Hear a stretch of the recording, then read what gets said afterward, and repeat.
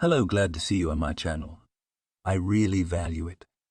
And today I want to share with you a wonderful story. It's a dramatic story that will come as a total shock to everybody. It is a really amazing story. So enjoy watching it. Amanda was walking back from the market carrying 2 heavy bags of vegetables. She was completely immersed in her sad thoughts when suddenly she heard someone calling her name. Candy! It had been a long time since she had been called that, and the woman didn't even realize it was her. But she looked around and saw a beautiful, bright brunette looking at her and smiling. Looking closer, Amanda recognized her classmate, Ashley. "Hi, Candy." Ashley said hello to Amanda as she came closer. "Hi, Ashley," the tired woman replied with a sigh as she set the bags down on the pavement. "Haven't seen you in ages." "How are you?" Ashley asked cheerfully. "Why do you have to carry all that weight yourself?" "Where's your husband?" "I'm fine." "I don't have a husband," Amanda replied, feeling very embarrassed about her appearance in front of her spectacular classmate. Her makeup was flawless, her manicure exquisite, her hair well groomed. Ashley was glowing with beauty and health. And she, Amanda, with her ponytail, unkempt nails, unhealthy complexion due to constant sleep, deprivation, and anxiety. It was amazing that Ashley recognized her at all. After all, Amanda had once been very different. Amanda was her parents' only child, and a long-awaited one. When she was born, her mom was 39, and her dad was well into his 40s. Cody and Caroline had given up hope that they might have children, resigned themselves to their fate, and lived for each other. And suddenly, such joy. At a doctor's appointment, Caroline learned she was expecting a baby, and she thought that she started early menopause and dragged to the gynecologist to confirm her assumptions. At home, the woman returned in tears, and Cody at first frightened, thinking that his wife was given some terrible diagnosis. But it turned out that Caroline was crying from happiness. Learning that he will soon become a father, Cody also could not hold back a tear. Always restrained and stingy on emotions, a former military man, he cried so much touched his news about the future baby. His Caroline he took care of and literally carried in his arms until the birth, blowing dust off her. Caroline even laughed at her husband, watching him, a big and strong man, clumsily mopping the floor, ineptly peeling potatoes. The skin of the potato slid off the potato as thin and long shavings. But Cody cut off the skin so that less than half of a large potato was left. He had never done anything in the household before. Everything was on her, but now he had learned everything. And soups, which he initially managed to noticeably over, salted, eventually learned to cook so that Caroline thought. Tastier, she had never eaten anything in her life. The woman's pregnancy was quite difficult. More than once there was a threat of miscarriage, and the future parents were very afraid that they would lose the child. But thanks to the efforts of doctors who did everything possible to preserve the pregnancy, Caroline gave birth to a healthy baby girl on time, which was decided to be called Amanda. Caroline, who works in a library, loved the book evenings at a farm near Decanka, and especially the night before, Christmas. So she named her daughter the same name as the heroine of the story, the willful, proud, and beautiful Amanda. With the birth of Amanda, the couple's life was filled with new meaning. They could not put their soul in their little girl. They tried to have the best for their daughter and hoped that fate would allow them to have time to put the girl on her feet, give her an education, and also very much wanted to wait for grandchildren. It was the biggest dream of the parents, to see how their Amanka will become a wife and mother. They are not young. The years are rushing by, adding more and more new diseases. Where can you go from them? Amanda grew up a kind and obedient girl, studied well. Despite the fact that her mother and father adored her, they managed to raise her not spoiled, to instill a love of labor and reading, respect for elders. Outwardly, Amanda was more like her father, tall, blue-eyed, with correct facial features. And from her mother, she inherited blonde hair and a charming smile. Young people looked at the pretty girl. Many liked her, but Amanda was in no hurry to open her heart to someone. She wanted to first get an education, a profession, and then already think about creating a family. Graduating from school with a medal and successfully passed the final exams. Amanda entered one of the most prestigious universities in the city on the budget. How happy were Cody and Caroline for her. They were so proud of their blood, who grew up so smart and beautiful. Time passed. Amanda brilliantly graduated from college, got a job, and it would seem live and enjoy, but not so. More and more often her parents began to get sick, especially her father. He was wounded during a business trip to a hotspot, and because of which he had to leave the military service. And age, you can't escape it. Caroline was very worried about her husband, and because of that she often moped and cried furtively, while Cody was out of sight, so as not to upset him with her tears. Amanda met Thomas at that time. They worked together, and the girl had long noticed that he was not indifferent to her. She also liked the young man, and that's why, when he once invited her on a date, she didn't refuse. They had a good time, had dinner in a restaurant, took a walk in the evening, fragrant with spring scents, in the city.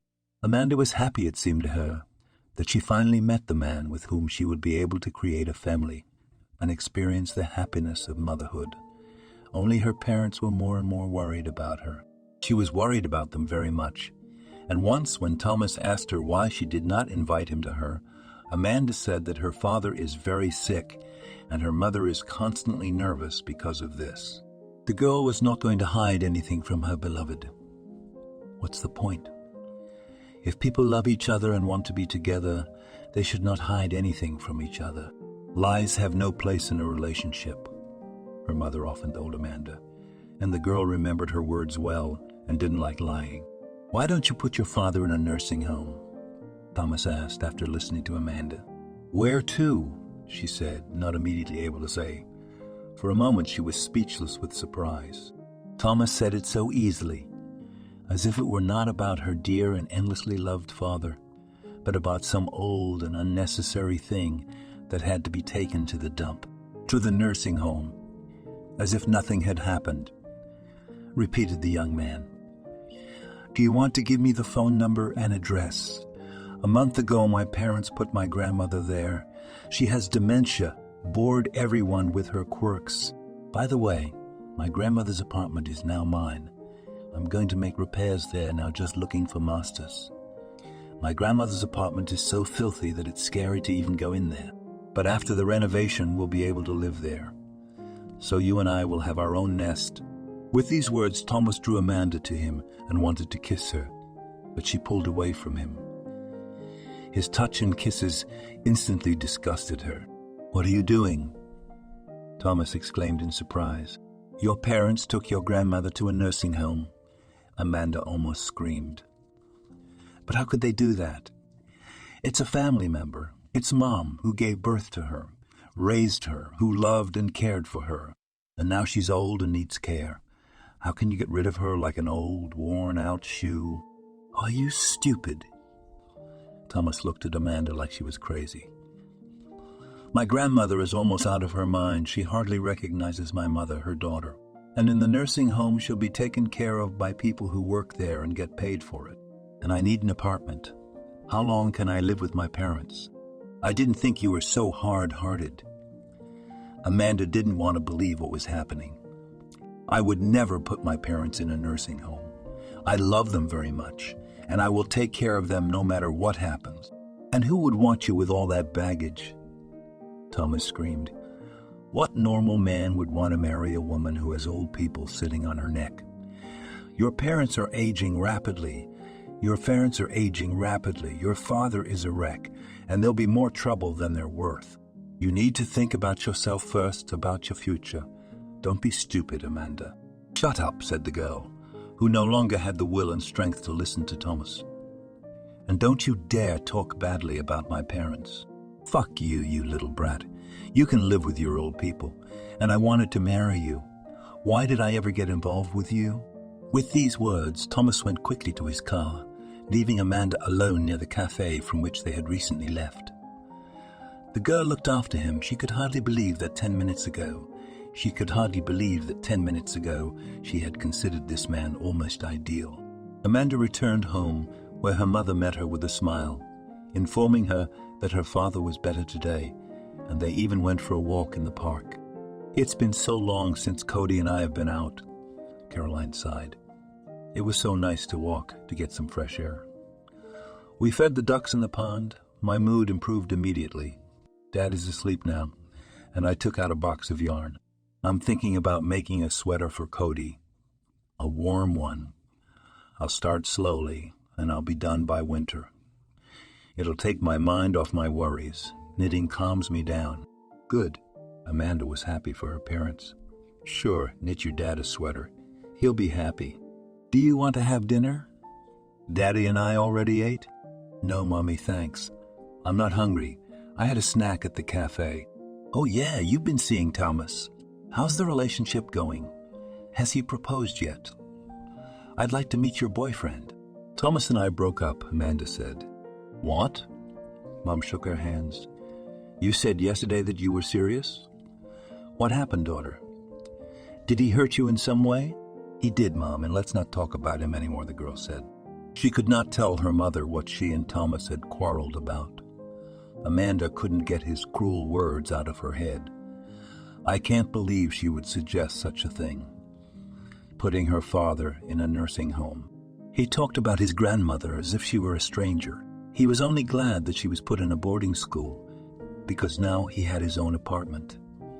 And all this was told to her by Thomas, the man she had almost managed to love, whom she saw as a future husband and father of her children. It was probably for the best that she'd brought up her parents today and Thomas had reacted that way.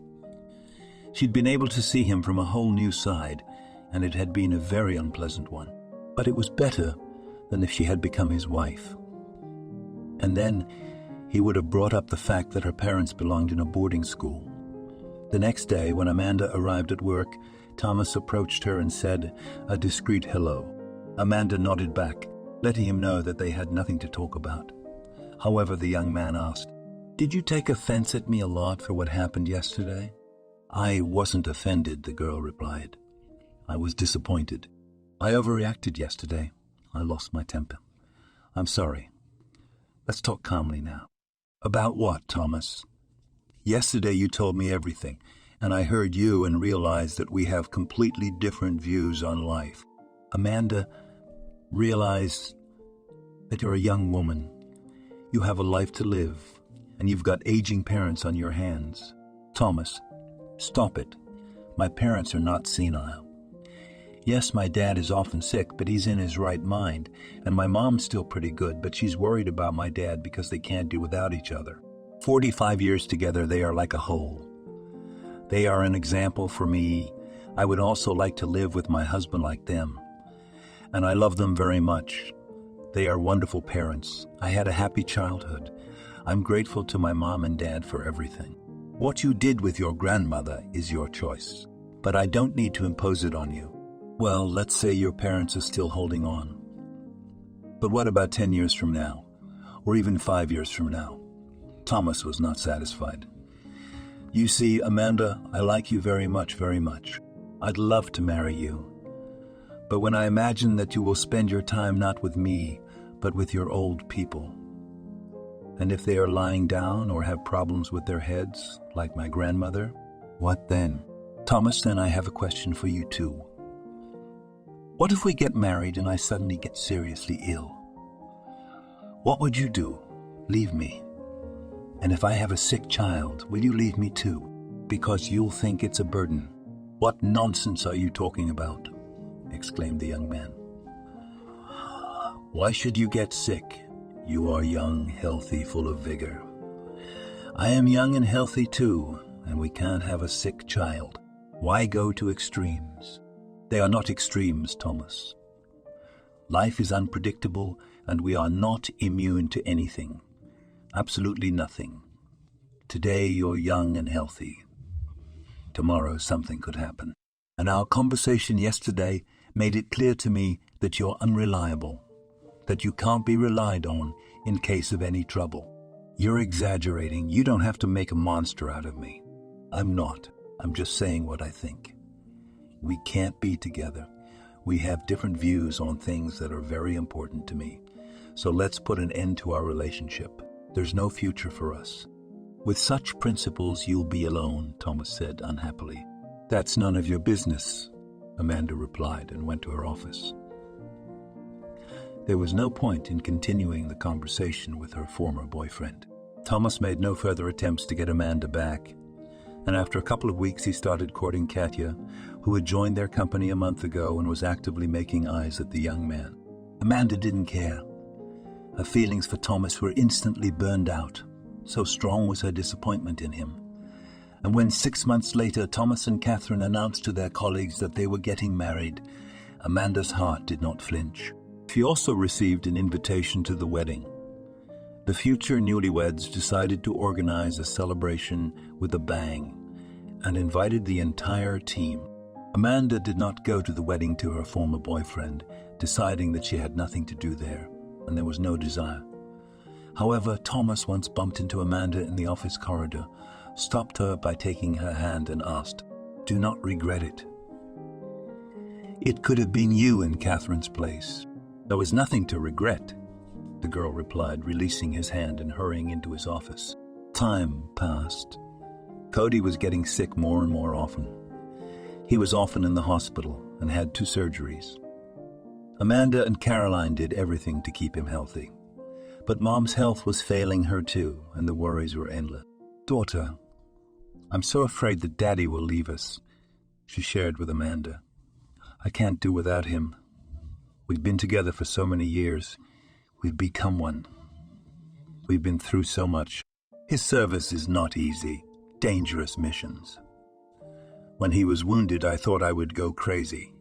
I prayed day and night for his health. We had no one. My parents left early. They were front-line soldiers, all wounded. And my mom had a short fate. I didn't even remember my father. He left us. So your father and I lived for each other. And then fate gave us such a gift. We had you. It's a miracle. It's a pity it happened so late. If only it had happened sooner, when we were younger." "Mommy," Amanda hugged her mom. "It was the right thing to do." "You're right, daughter," Caroline smiled. "I used to write a little poetry when I was young, and now I remembered one. Would you like to read it?" Sure. "Well, listen, but don't judge me harshly. It's a good poem, Mom, so let's not be sad." Amanda was 32 when Cody went down with the disease. Man was almost 80, and the doctor said there was no chance of his recovery. "What do you want, girl?" "Age," the doctor told Amanda. It's surprising that he lived to such an age after a serious injury. So be brave, be strong. But Cody didn't have long to live. At most 6 months, but most likely he won't live even that.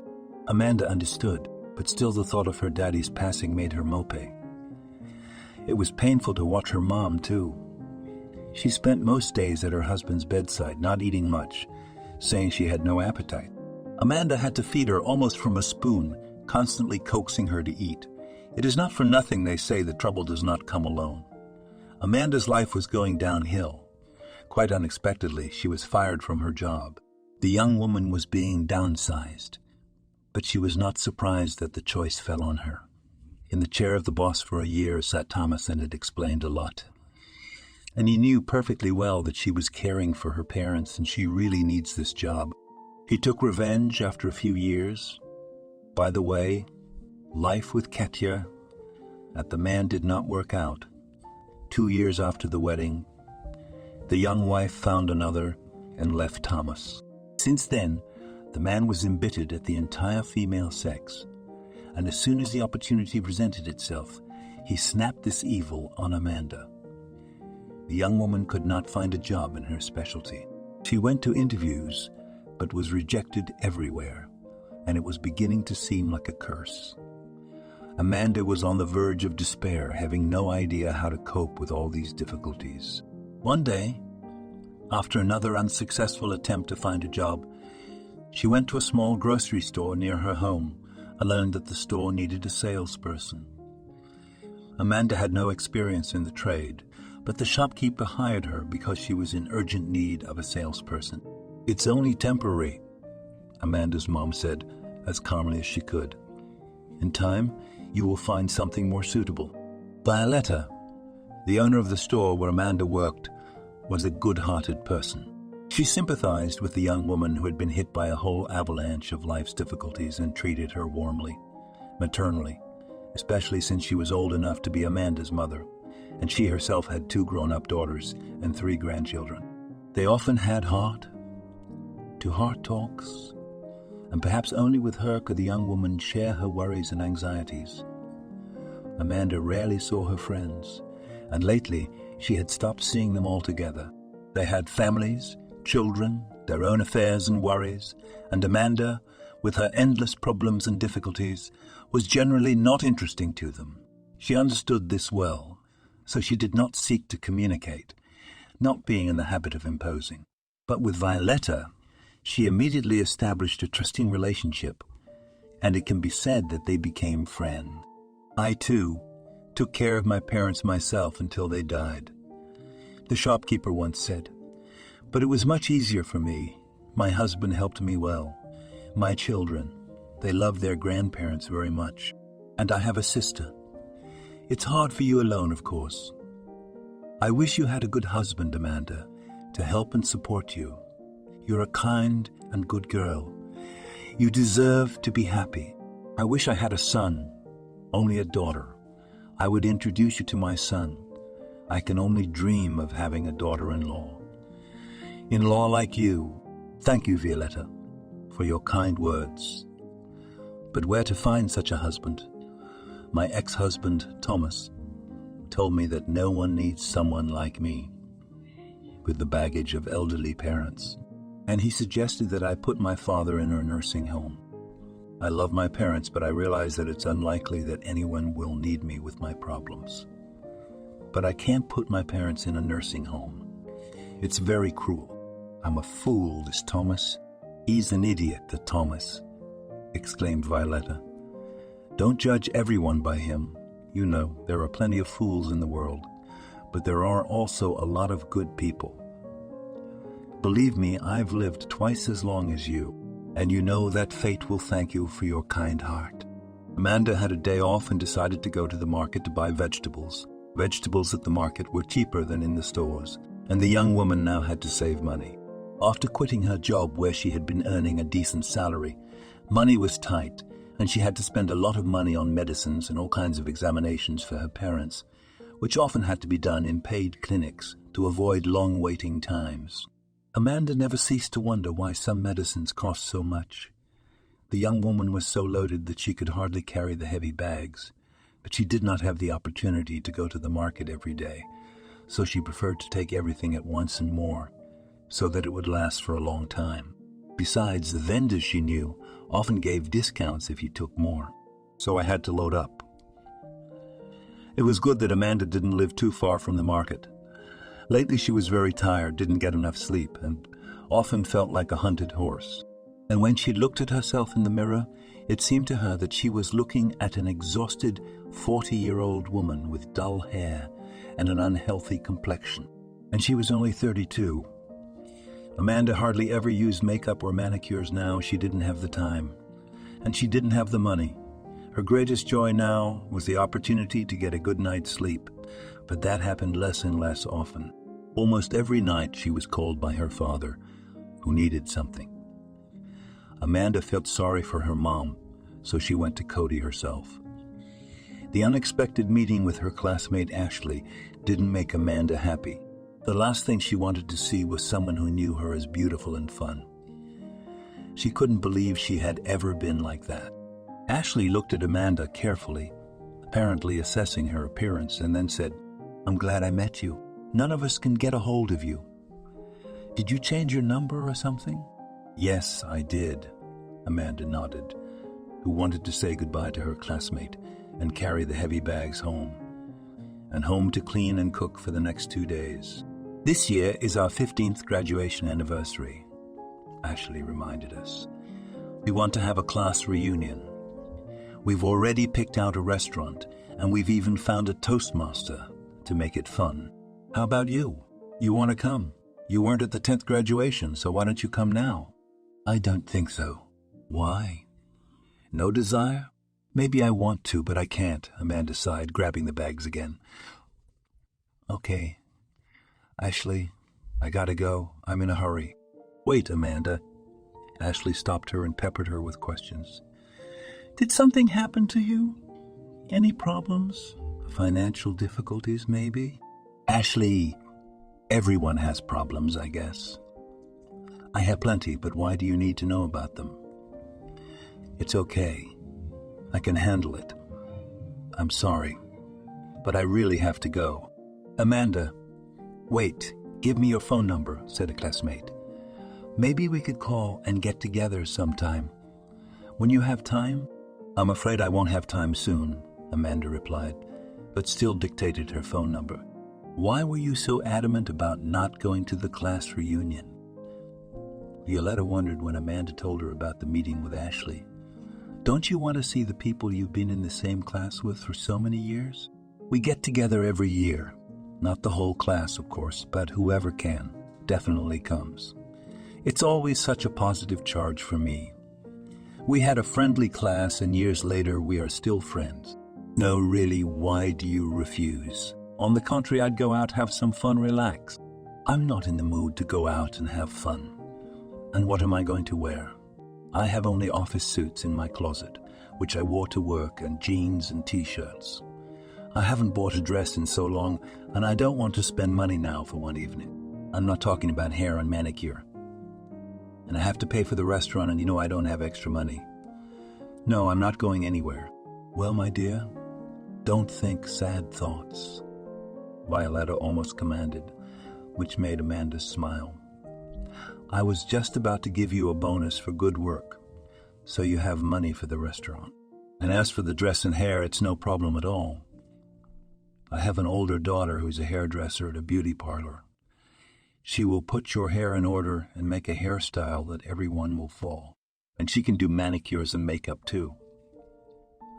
And my youngest is skinny like you and has tons of dresses. We'll find something for you. Violetta. Amanda was confused, not knowing what to say.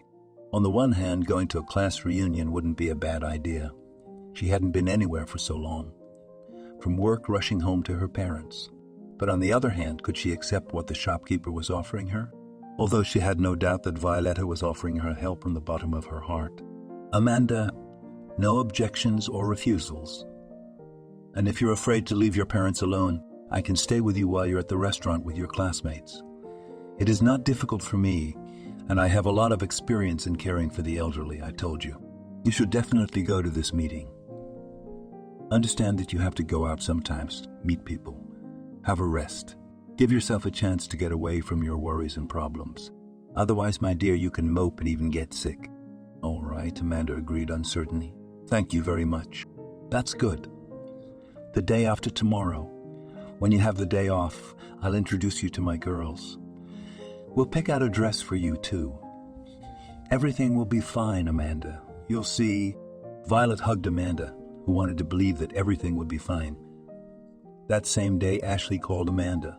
I can't get our meeting out of my head, Candy. I feel like you're in a lot of trouble. And you know, if you don't want to go to the meeting because you don't have the finances, that's not a problem. I'll talk to our people. We'll put up the money for you. I'd really like to get the whole class together. We invited some of the teachers too. They promised to be there. Our teacher's gonna be there. It's a good thing you called Ashley, because I gave you my number and didn't ask for yours. You know, I'm still going to the class reunion, and I have the money. Just tell me when and where it is. Great. The classmate was happy. I'll give you all the information in Messenger. If anything, call me. I'll see you later. After talking to Ashley, Amanda decided to tell her mom that she was going to the class reunion. Daughter, of course you should go, her mom encouraged. You're always around us old people. You don't go anywhere. You don't meet your friends. And you're a young woman. You need to organize your personal life. We've worn you out. Having said that, Caroline cried. Lately, the woman had been crying a lot, which upset Amanda, who found it hard to see her mother's tears. Don't say that, Mommy. Amanda said, hugging her mom. "You know how much I love you and Daddy." "I know, my dear, I know. Thank you very much for everything. You are our late, long-awaited happiness. But I don't want you to miss your happiness because of us. So make sure you go to a restaurant, socialize with your classmates and teachers." On a day off, Amanda arrived at Violetta's house as arranged. Violetta's daughters, Emilia and Katie, were already there. They turned out to be very pleasant young women, as friendly and sociable as their mother. The sisters were quite different in appearance. The younger, Emilia, was very much like her mother, both in face and figure. She was as thin and tall.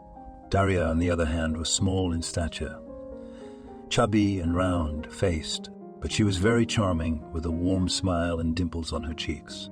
"She looks like her father," Amanda said, glancing at the family portrait framed on the coffee table in the living room where they were gathered.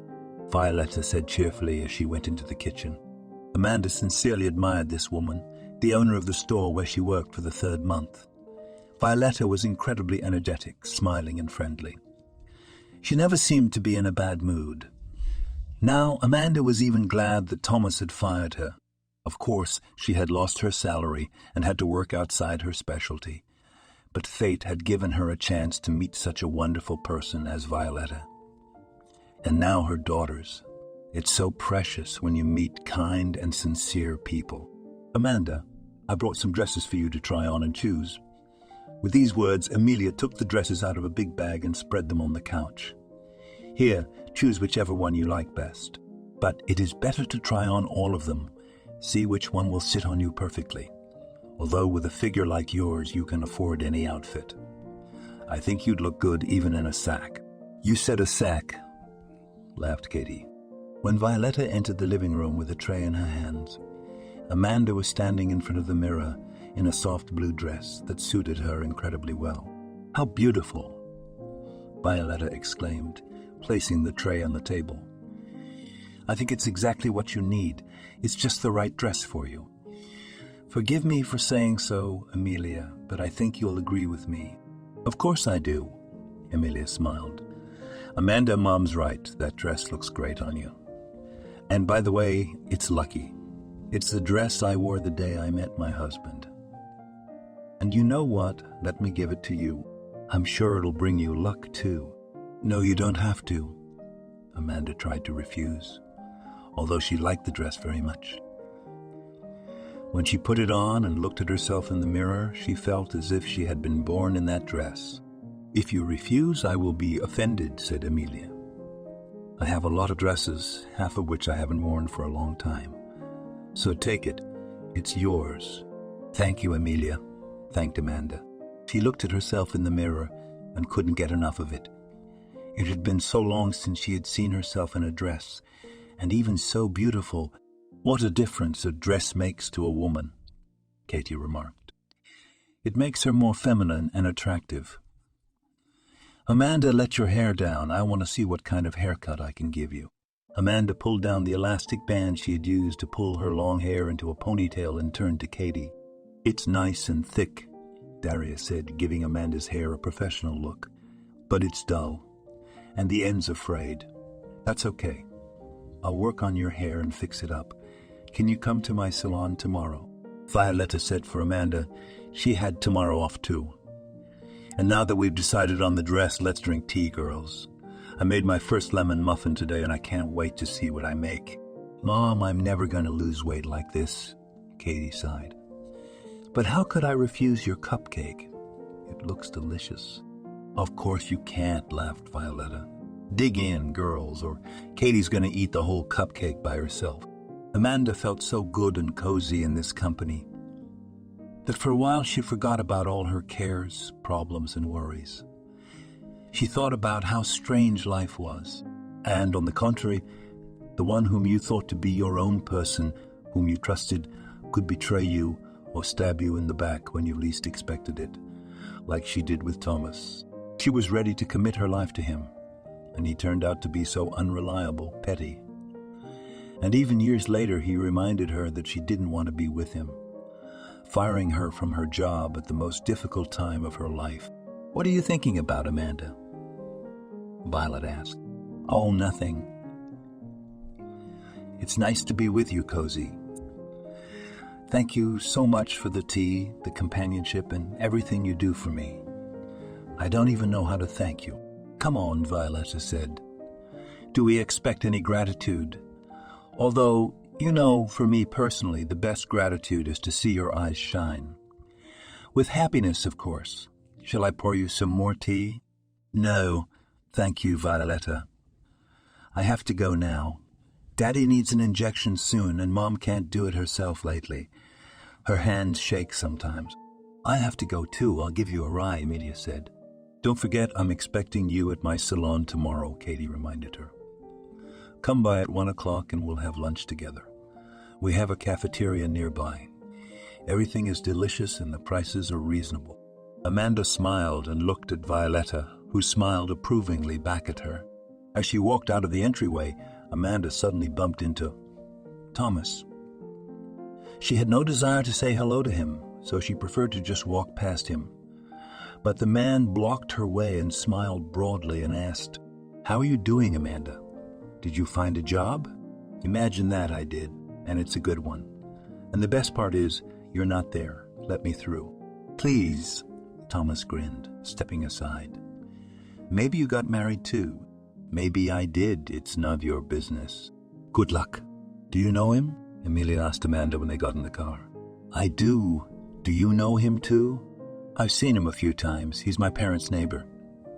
I know that there used to be an old woman living in the apartment where he lives. Then they put her in an orphanage, and he took the apartment. His grandson, I guess? Yes, grandson, Amanda said. And my ex-boyfriend, I never thought I'd meet him when I went to see Violetta. Small world. I take it you two had a bad breakup? Amelia asked. Badly. And while they were driving, Amanda told Emily about Thomas, including the fact that it was because of him that she was unemployed. What a bastard! Amelia was outraged. Amanda returned home in a very good mood. And even meeting Thomas hadn't spoiled it. Amanda had no feelings for this man for a long time, but it was hard for her to understand that a man could be so mean and vindictive. If he took revenge on her for breaking up a short relationship with him, it was scary to imagine how he would take revenge on his ex-wife Catherine for leaving him for another man.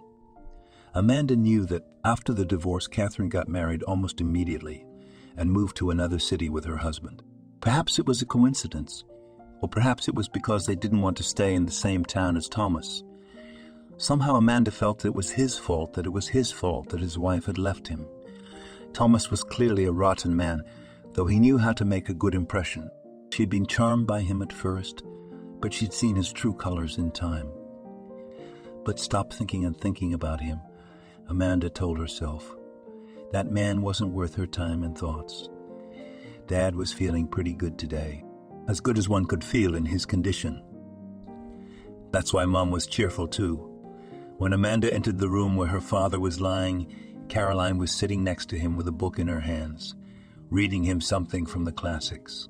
She often read books to her husband, and he loved to listen to her voice, so familiar and soothing. Seeing her daughter, her mother put aside the book and asked, Is it time for the injection? And Dad seemed to have fallen asleep. I'm not asleep, answered the father, without opening his eyes. Give me your shot, I'm sick of them. What's the use of them? Daddy, don't grumble. If the doctor ordered it, we'll do it, Amanda said affectionately, pulling out of a large box everything necessary for the injection. Now I think I'm actually going to sleep, Daddy said after the injection. Get some sleep, Cody, Caroline replied, carefully adjusting the blanket. I'm going to lie down too. I'll lie down for half an hour, and then I'll make dinner. What would you like to eat, Cody? Golochka? I don't care. You know I'm not picky. I don't have an appetite anyway. I'm eating through force. Oh, I remember my cadet years. I was always hungry. I couldn't eat enough in the canteen. And now I ate 2 spoonfuls and I'm full. That's what old age and illness do to us. I can't wait to get back to my parents. They must be waiting for me. I can't torture you much longer. Dad, don't say that. You're upsetting Mom with your words. And me too. Okay, daughter. I'm sorry about the grumpy old man. Amanda kissed her father on his wrinkled, prickly cheek and led her mother into the living room, which was now their common room. When her father finally went down, Amanda gave him her small room and moved into her mother's larger room. She decided that it would be better. A seriously ill person should have a separate room, although Caroline insisted to the last to live in the same room with her husband. But Amanda realized that then her mother would not sleep and rest at all, and in the end would drive herself to sleep. And who would be better off? Amanda covered her with a soft blanket and went to the kitchen to prepare a light supper. Having managed in the kitchen, the young woman decided to try on the dress again, this time with shoes. She let her hair down and twirled around in front of the large mirror in the hallway, and at that moment her cell phone rang in her purse. The number was no longer in her phone book, but Amanda remembered it by heart. It was Thomas. What more did he want from her? After hesitating for a while, Amanda answered the phone. "Hello again," said the familiar voice she didn't want to hear. "What do you want, Thomas?" Amanda asked. "Why won't you leave me alone?" "It's just not working out. I saw you today and I can't forget you.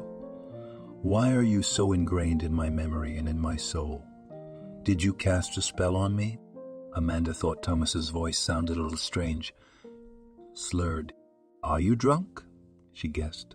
"I'm entitled to a little relaxation after a hard day's work," the man replied. "Do you think it's easy to sit in the boss's chair?" "I have no idea. I have never sat in this chair." "And before you did not drink at all. Are you going to tell me off?" "No, I don't care if you're drunk or sober. I just don't understand why you're calling me. I've been doing some research on you." "You're a saleswoman," Thomas laughed, and his laughter gave Amanda an unpleasant sting. "Isn't that creepy? You have a red diploma? Where I work is none of your business. And I like my job." "Oh, how rude we are. I mean, I'm ready to forgive you and take you back. But on one condition, I don't need your forgiveness."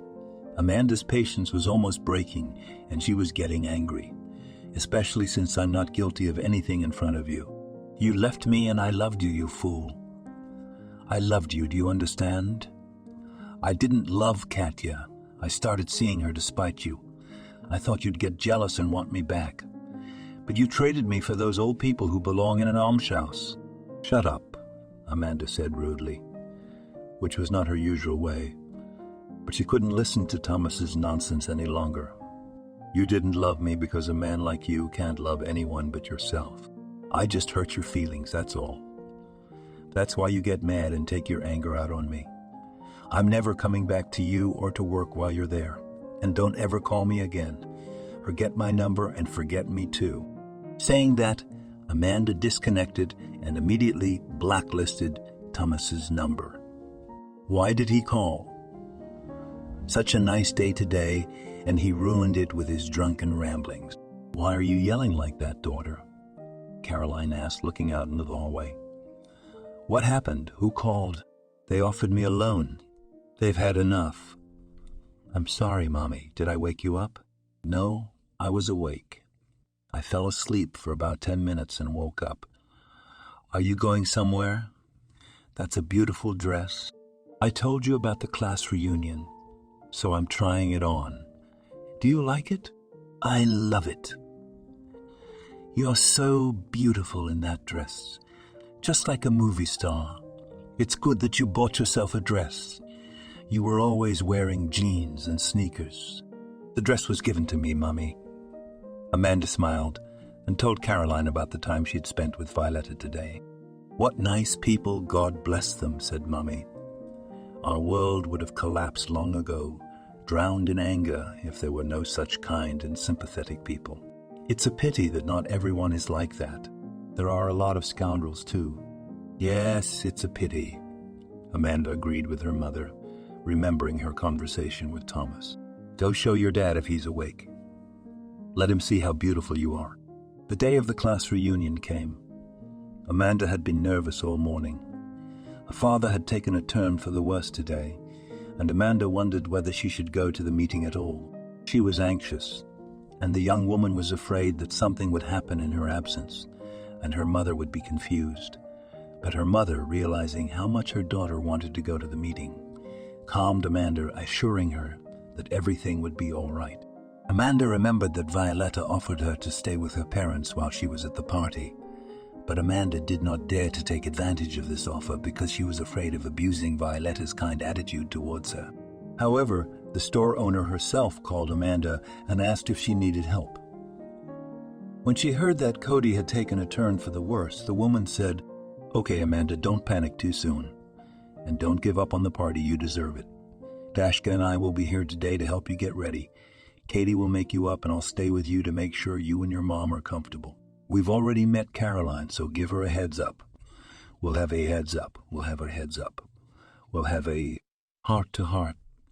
We'll have tea. She wanted to show me the family album last time, so we'll see. I can't thank you enough, Violetta. You do so much for me. Amanda, we've been over this.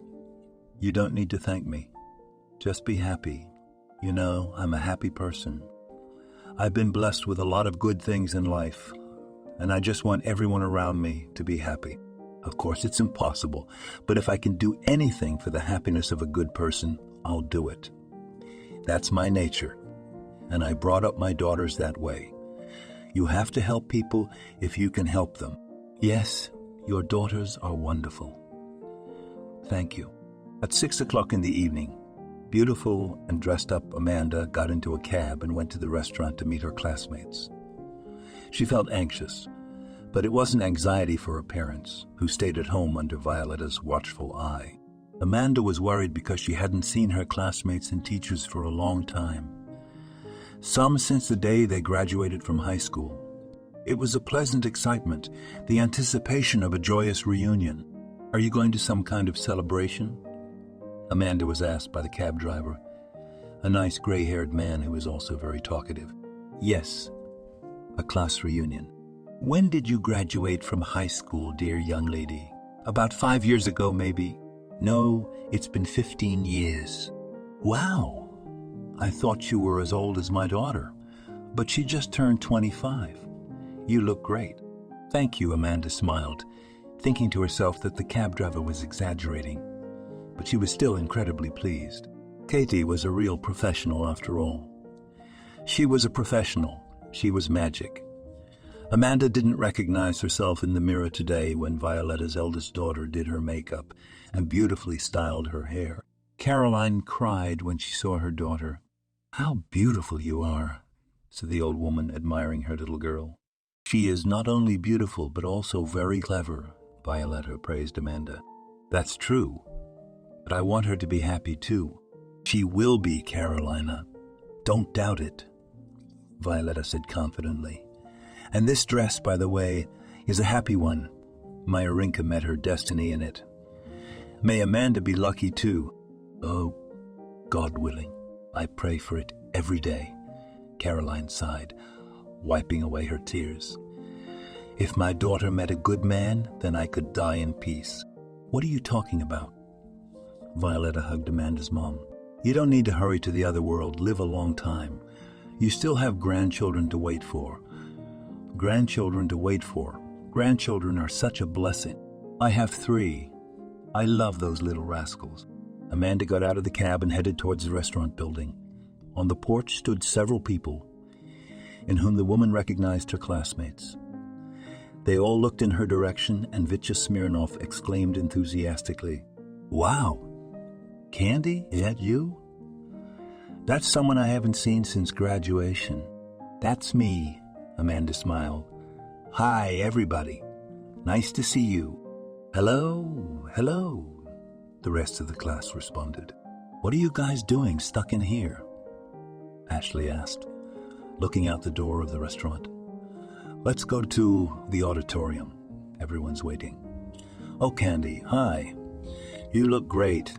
"Thanks, Ashley," Amanda replied, remembering her recent encounter with Ashley, when her classmate had probably been surprised by her unattractive appearance.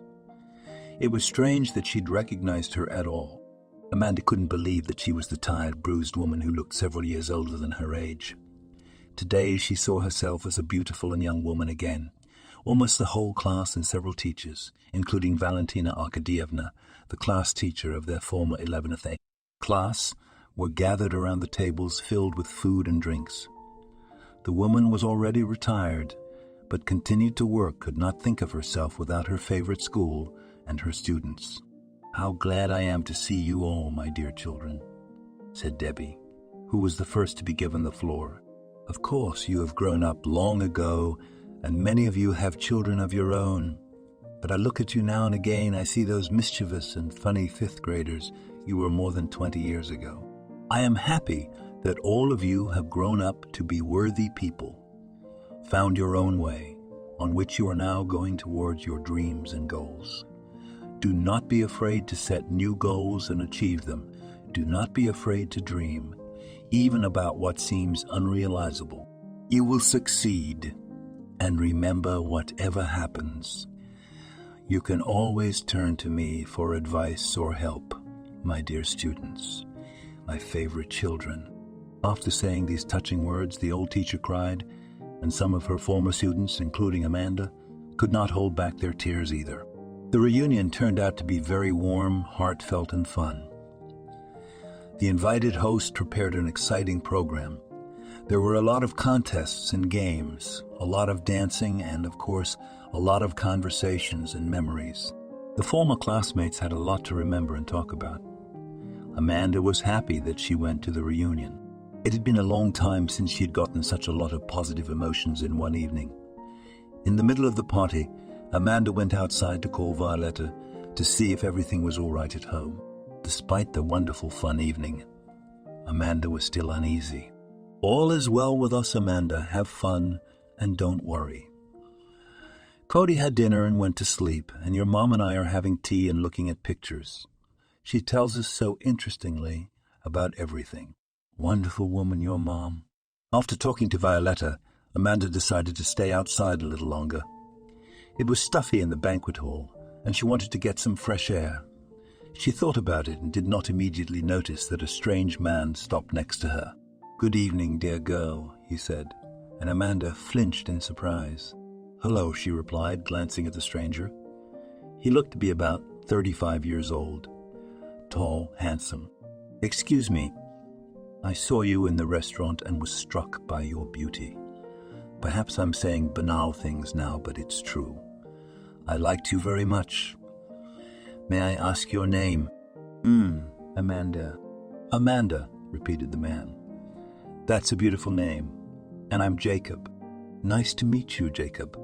I want to tell you right away that I'm single, and my heart is free. Although I'm not so sure about that now.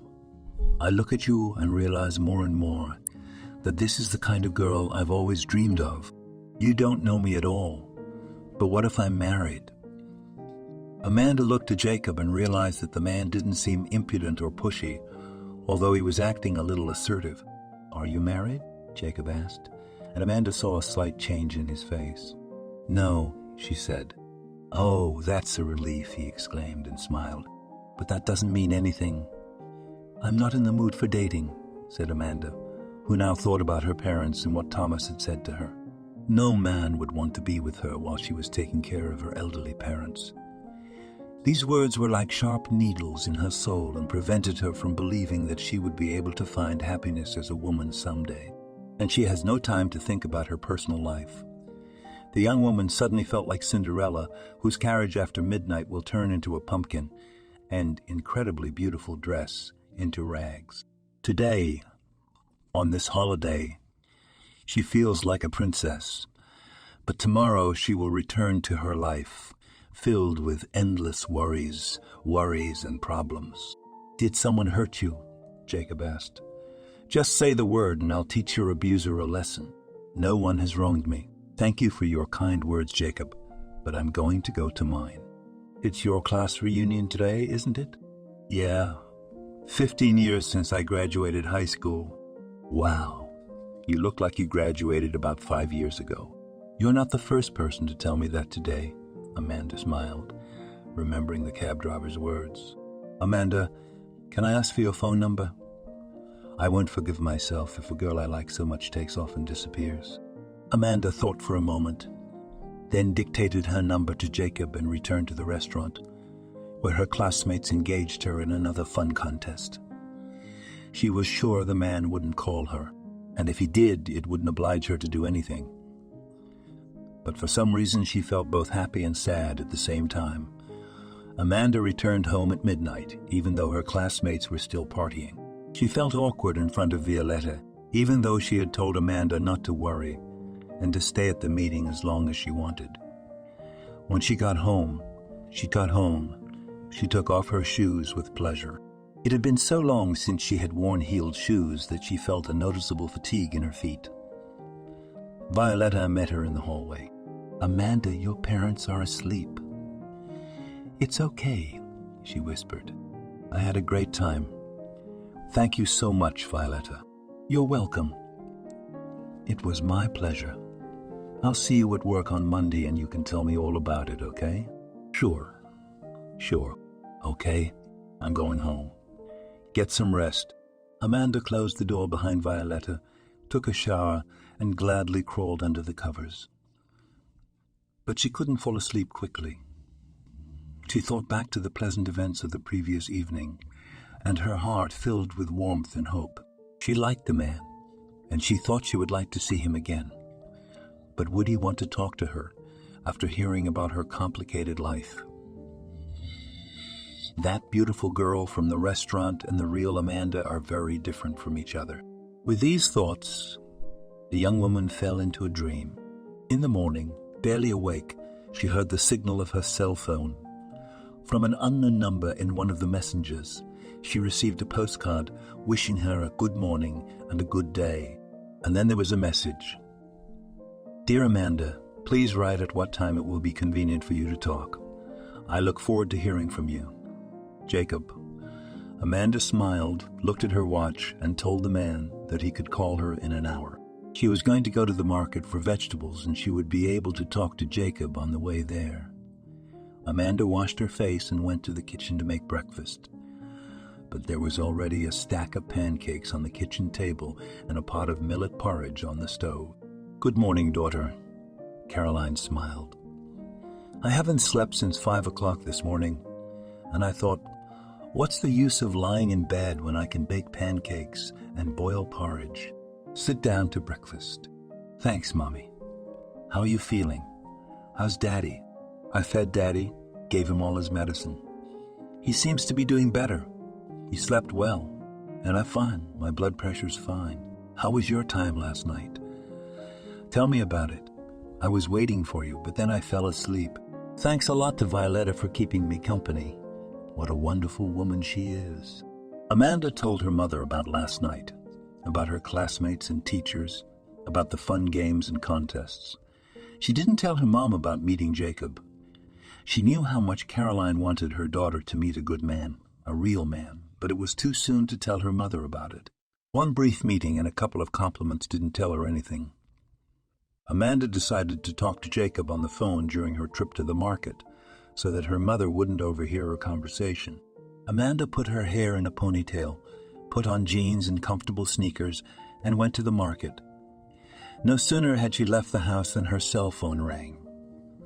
Amanda pulled the phone out of her bag and smiled. Jacob called exactly 1 hour later, minute to minute. It was as if he had been sitting there waiting for the moment to make the call. "Barely waited for the opportunity to hear your voice again, Amanda," the man said. They talked for 20 minutes. The entire time Amanda walked leisurely to the market. She deliberately took her time. She was interested in talking to this man. But then she said, "Jacob, I can't talk anymore for now. Let's call later." "Amanda, I'm sorry to ask. Where are you located? I hear there's a lot of noise around you." "I'm at the market for vegetables," as Amanda said. "For vegetables?" Jacob asked. "You must be loaded. Do you have someone to help you, or are you going to do the heavy lifting yourself?" "I don't have help, but it's okay. I'm used to it." "No, Amanda. I'm sorry, but this isn't right. A fragile girl shouldn't be carrying heavy bags. Okay, here's the deal. Tell me where the market is, and I'll come by car to take you home and help you with the bags. No, Jacob, Amanda exclaimed, a little startled by the surprise. It's completely unnecessary. I can do it myself. It's not unnecessary. It's normal. And besides, I really want to see you. Let's combine the two. What's the address? And Amanda dictated the address. Great, the man was pleased. It's not too far from my house. I'll be there soon. I'll call you when I get there. The young woman paused in confusion, then thought it might be for the best. Let Jacob see her as she really was. Unmade, plainly dressed. Maybe he wouldn't recognize her at all. And she'd tell him about her parents right away. Let her know everything from the beginning. And this will probably be the last time they meet. But it wouldn't hurt her. She wouldn't have time to get used to him, wouldn't have time to fall in love with him. And she could fall in love with this man. She liked Jacob. In the meantime, since he'd offered to help, she could get more vegetables to last her a while. It's not exactly a pleasure to carry heavy bags. Not for a frail woman. Jacob was absolutely right. 15 minutes later, the man called Amanda and told her he'd left his car in the parking lot and was on his way to the market to help her. Not even yesterday, when she had driven to a classmate reunion, had she been this excited. She imagined the disappointed look on Volodya's face when he saw her. But it was different. Jacob recognized her immediately, smiled, and immediately took the heavy bags from her hands. "Is there anything else you want?" he asked. "Let's go with you." "Agreed? I'm in. I'd like to buy some more fruit and greens." "Okay," the man nodded and then asked, "You've got so much. Obviously not for yourself, right?" "I live with my parents," Amanda replied. "They're elderly. My dad is lying down, and my mom's health is failing." "I see," Jacob nodded. "Let's go get some fruit, shall we?" "So you live with your parents and take care of them?" Jacob asked as he and Amanda got into the car. "Yes. I'm the only late child in the family, and my mom and dad never thought they'd have children.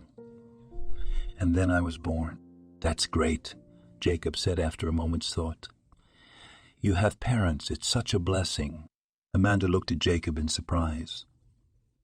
Of course, she had not expected him, like Thomas, to immediately suggest that she put her parents in a boarding school, but she had not expected him to be as happy as if he had heard about her situation. "I don't have parents," Jacob sighed sadly, starting the car. "My dad died before I was 2, so I don't even remember him. My mom had a heart condition and the doctors wouldn't even let her give birth, but she took the risk, and still she was gone when I was 7 years old. She managed to take me to school, to the 1st grade, and a month later she died. My aunt, my mother's sister, raised me. I'm grateful to her, of course, although our relationship was not very good. I was difficult. I was a hooligan. I was always in contact with bad companies. Aunt Rita had a hard time with me, but still did not give me to the orphanage. And then I still took up my mind. After school I went to the army. There I finally got my brains in place. My goals in life appeared. I got a profession, graduated from the institute by correspondence. But I didn't have a family. I was married, but it didn't work out. We separated.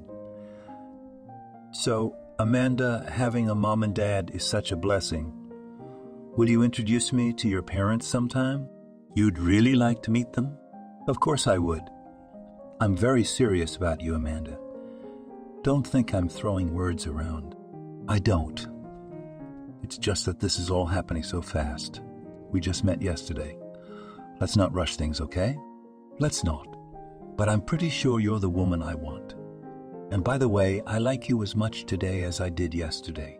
I was afraid you wouldn't recognize me at all today. Amanda smiled. And that you'd be disappointed when you did. No, on the contrary.